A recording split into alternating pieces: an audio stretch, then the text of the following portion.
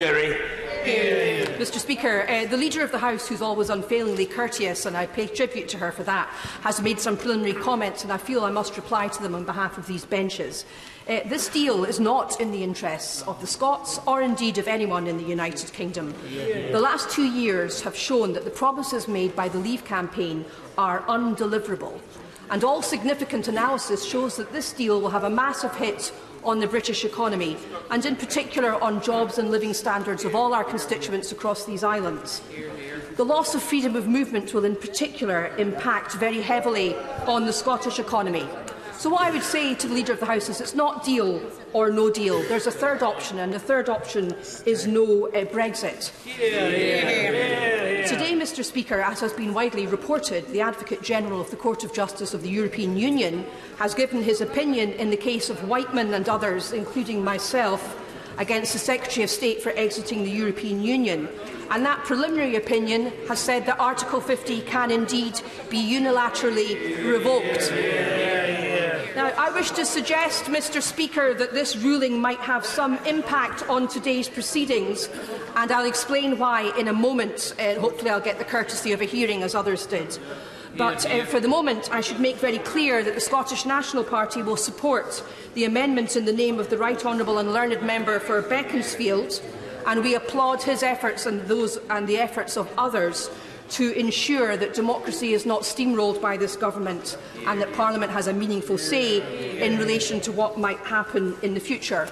Otherwise, we are generally happy with the time allocated for the debate, and we are very pleased that the UK Government has paid attention to the letter from the leaders of the opposition parties calling for amendments to be decided on before a final substantive vote, that being the usual practice in this House. However, Mr Speaker, we do think that the UK Government should really consider pushing back the meaningful vote until we have the final judgment of the Grand Chamber of the Court of Justice of the European Union in the case which I have mentioned. It's no surprise, Mr Speaker, to the UK Government that this decision is pending, because they've been fighting it tooth and nail for the last 8 months. But I'm very proud to say that myself, another Scottish SNP parliamentarian, 2 Scottish Greens and 2 Scottish Labour MEPs have triumphed in getting this case to the Court of Justice, and the preliminary ruling which the Grand Chamber is likely to follow. And the reason we did that, Mr Speaker, was to make sure that parliamentarians in this House would know when they came to the meaningful vote that it wasn't, as the government would have us believe, deal or no deal, that there is a third option of staying in the European Union on the current terms and conditions, a rather good deal which we currently enjoy. And that's what the Advocate General has said today.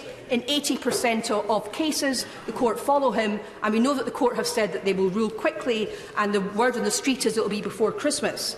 So I'm saying to the Government, will they consider postponing the meaningful vote until we know the decision of the Court of Justice? Because, as I said, it's come as no surprise to them that this decision was pending. Mr Speaker, at every turn since the Brexit vote, the UK Government have sought to marginalise Scotland and the Scottish Government and the Scottish Parliament. The Scottish Government put forward a series of compromises which have been ignored by this Government. And I am very proud to say that it will be a rich irony that it is Scottish parliamentarians and the Scottish courts who are throwing this Parliament a last-minute lifeline to reverse the madness of this decision. And I say that it will be ultimately up to the public in a second vote as to whether they reverse that madness. But I very much hope, Mr Speaker, that when Scotland becomes an independent nation-state again, and when Scotland looks to take her rightful place at Europe's top table alongside Ireland and the others, it will be remembered that it was the Scots that threw this Parliament a lifeline, and indeed the whole of the United Kingdom a lifeline. And I urge the Government to postpone this vote until MPs have that vital final decision from the Court of Justice. Thank you very much indeed, Mr Speaker. I will be very brief. I want first to acknowledge that in this business motion the Government has listened to the representations made both by the Committee on Exiting the European Union and the Procedure Committee. Although, can I gently say to the Leader of the House and to the other ministers who are here, this whole process, unfortunately, has shown the Government's marked reluctance to listen to the House, to trust the House, to share information with the House, and I suspect that what the government has sown, it will reap in the vote next Tuesday. Secondly, I rise to support the amendment moved by the right honourable and learned gentleman for Beaconsfield, which, since it bears more than a passing resemblance to the third part of the amendment, Amendment C, which I have submitted to the motion on the withdrawal agreement and the political declaration, he's probably not surprised to hear me say this. It is essential. The honourable lady who's just spoken talked of a lifeline. It is essential that the House of Commons has the opportunity, if the deal is voted down next Tuesday, to give itself a voice to express a view about what happens next. And what the right honourable and learned gentleman amendment does, as we've just heard, is to remove the obstacle to that, and I hope the whole of the House will vote for it. I call Mr Dominic Grieve to move his amendment, Amendment formally, D. Mr Speaker. Move formally, thank you. The question is that the amendment be made. As many as are of that opinion say aye. Aye. Of the contrary, no. No! Division, clear the lobby.